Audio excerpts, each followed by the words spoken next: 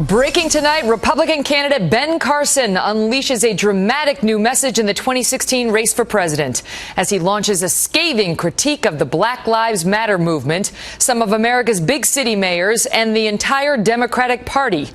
Welcome to the Kelly File, everyone. I'm Megyn Kelly. It hit just a couple of hours ago, a USA Today editorial from Dr. Ben Carson that specifically speaks to black voters but concerns the entire country. Dr. Carson goes directly after the Black Lives Matter movement, saying they are distracting people from what matters most. He says the real problem for minority communities is not the police departments. It is young people who cannot find jobs, parents who don't have the skills to compete, and violence that tears apart these neighborhoods. He writes about growing up with bullets, drugs, and death in the places he played tag with friends, how his older cousins died on the streets, but his mother made sure that didn't happen to him using little more than a library card.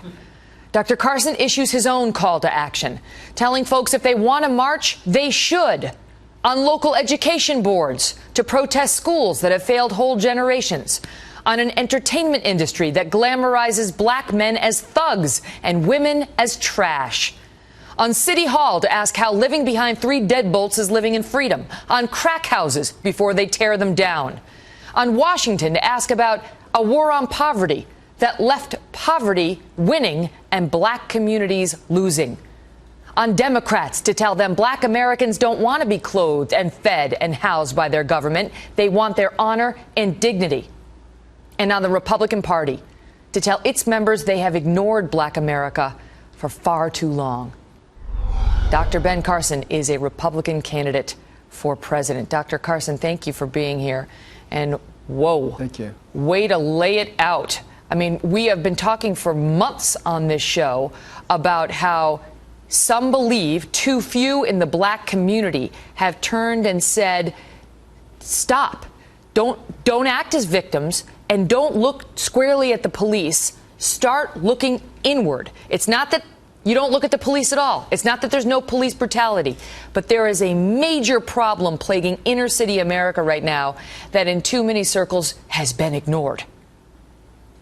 Well, it is a big problem. And actually, there are a lot of people in the black community who actually think the way that I do, but it's very risky to actually say it because then you'll be called a name, you'll be scorned. And that is what the established Progressive Party wants. They don't want anybody to speak out against this. And they want to demonize anybody who does so because they want to maintain their power. And I think a lot of people are starting to wake up. I'm not sure they're going to be able to maintain this grasp over the black community going into the future. I'm certainly hoping that's the case. You talk about how you believed it was your destiny to wind up dead on the streets, that you also thought, like your older cousins, you would not live to see adulthood. But your mother changed everything for you. And you've said similar things in the past, and people have dismissed you as oversimplifying the problems in inner city America with the library card. Well, I can tell you, if I could multiply my mother and put her in all of those homes with little kids growing up, you would see a very different outcome. How? You know, the person who really has... What was it about her messaging to you? Well, she refused to be a victim, and she refused to let us be victims. And she always said, there is something that you can do. You do not have to sit around and wait for somebody else to do things for you. And that really informed the way that I thought about things. It informed the way that my brother thought about things.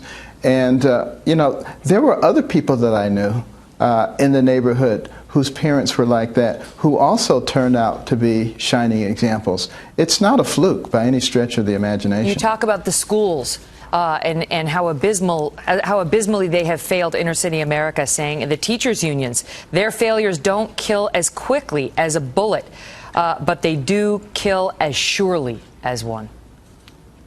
Absolutely, because education is the great divide in this country. It doesn't matter what your ethnic background or your socioeconomic background is. If you get a good education, you write your own ticket. End of story. No ifs, ands, and buts about it. And we need to be emphasizing that. You know, one of the things that I tell people all the time is during slavery, it was illegal to teach a slave to read. Now, why do you think that was? Because even those evil masters knew that an educated man is a free man. What of the, I know you say you believe the Democrats, they basically want to provide public assistance for these communities as opposed to help them, encourage them to lift themselves out, to change their lives as you did in your own family. But you also cast blame on the Republicans for ignoring these communities.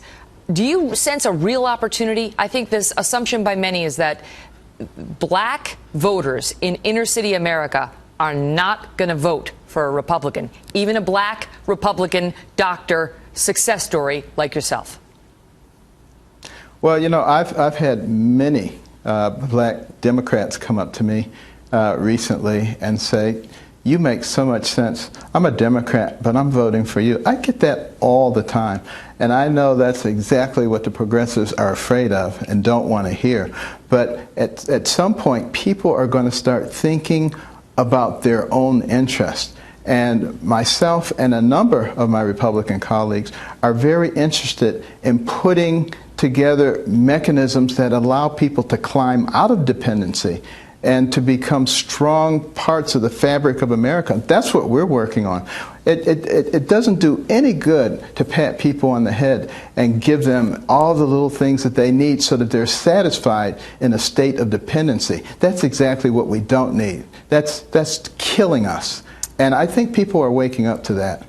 You write in your piece, we don't want a plan to give us public housing in nice neighborhoods. We want an end to excuses for schools that leave us without the means to buy our own houses where we choose to live. We want the skills needed to compete, not a consolation prize with Section 8 food stamps and a lifetime of government paperwork. And to the Republican Party, we need to tell them they have ignored us for too long. Dr. Carson, great to see you. Thanks for being here. Thank you, Megan.